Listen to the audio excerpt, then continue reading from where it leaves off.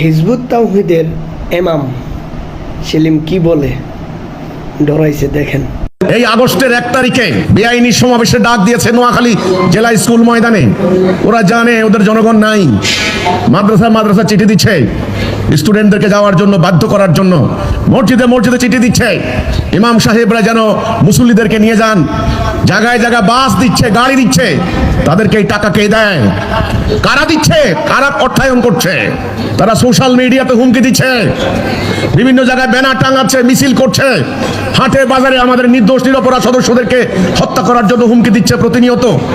এই সম্মেলন থেকে দাঁড়িয়ে আমি সরকারকে বলতে চাই, জনাব তারেক রহমান সাহেবের সরকার, তারেক জিয়ার সরকার, আপনি নিশ্চয়ই বাংলাদেশে এই মুহূর্তে কোনো অরাজকতা, কোনো ইস্যু সৃষ্টি করে দিয়ে ওই যে যারা দেশে অরাজকতা সৃষ্টি করতে চায় তাদের জন্য ক্ষেত্র প্রস্তুত করতে দিবেন না।